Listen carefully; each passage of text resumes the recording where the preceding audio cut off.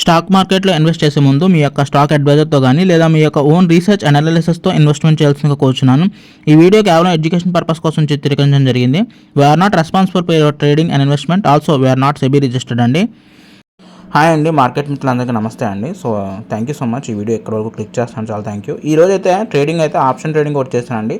అది mid cap నిఫ్టీలో చేయడం అయితే జరిగిందనమాట. ఎందుకంటే నిఫ్టీలో కావచ్చు, సెన్సెక్స్లో కావచ్చు, మిడ్ క్యాప్ నిఫ్టీలో, మిడ్ క్యాప్ ఫైనాన్స్లో కావచ్చు, ఏదిలో మొమెంటం లేదనమాట. సో అన్ని సైడ్ వేస్గా అవుతున్నాయి. సో అందుకని మిడ్ క్యాప్ నిఫ్టీలో అయితే ఎంచుకోవడం జరిగిందనమాట. జస్ట్ ఒక స్లాట్తో ట్రేడ్ చేశాను. ఒక్క పాయింట్కి వచ్చి 120 రూపాయలు చేంజ్ జరుగుతుందన్నమాట అటు ఇటును. సో నేను కొద్దిసేపు క్యాప్చర్ 150 రూపీస్ రాగానే నేను ఎగ్జిట్ కొట్టేసాను అనమాట. సో కానీ చాలా వాలటిలిటీగా ఉంది మిడ్ క్యాప్ నిఫ్టీ, కొంచెం జాగ్రత్తగా చేయాలి దీంతో. But in have nice experience. And నేను అనుకున్నంత తక్కువే, చాలా తక్కువ అంచనేసాను మిడ్ క్యాప్ నిఫ్టీని. అంత ఈజీ విషయం కాదు ఇది. ఓకే, సో నెక్స్ట్ వచ్చేసి ఎస్జేవి అనమాట. ఈరోజు ఎస్జేవి అని కొంచెం ప్రాఫిటబుల్గా ముందుకు కదిలిందండి.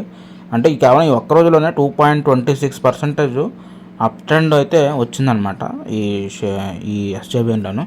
కానీ 100 బ్రేక్ చేసింది. కానీ దీని బ్రేక్అవుట్ మూమెంట్ వచ్చి 105 అనమాట. కానీ 100 వరకు వచ్చిందంటే గ్యారంటీ 105 కూడా టచ్ అవుతుంది నాకు తెలిసి. కానీ 105 తర్వాత బ్రేక్అవుట్ ఇస్తుందా అనేదే మెయిన్ పాయింట్ అనమాట. సో ఈరోజు కూడా ఎప్పటిలాగానే ఒక 5 షేర్స్ అయితే బై చేశాను అనమాట. సో నేను 192 ఆ ప్లేస్లో ఉన్నప్పుడు, ఆ ప్రాంతాల్లో ఉన్నప్పుడు బై చేశాను అనమాట. సో ఒక 5 షేర్స్ చూద్దాం. మరి ప్రజెంట్ అయితే 255 షేర్స్ హోల్డ్ చేస్తున్నాను. 121.14 ఆ ప్రాంతంలో అయితే నా దగ్గర 250 షేర్లు అయితే ఉన్నాయి.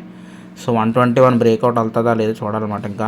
సో ప్రజెంట్ ఇప్పటికే 30,000 ఇన్వెస్ట్మెంట్ అయింది. ఎస్జేబీఎన్ మూమెంట్ వచ్చిందంటే మాత్రం మంచి పికప్ అందుకుంటుంది. Let's see.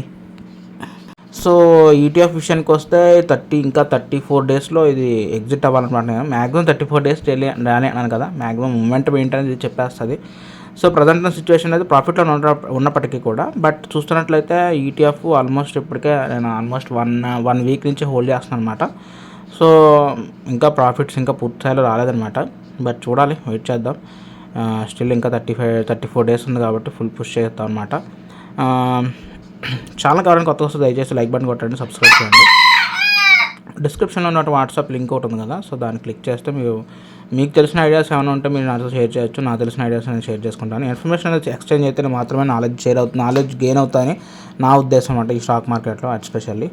సో అంతే గైస్, మరి ఉంటాను, మరి టేక్ కేర్, బాయ్.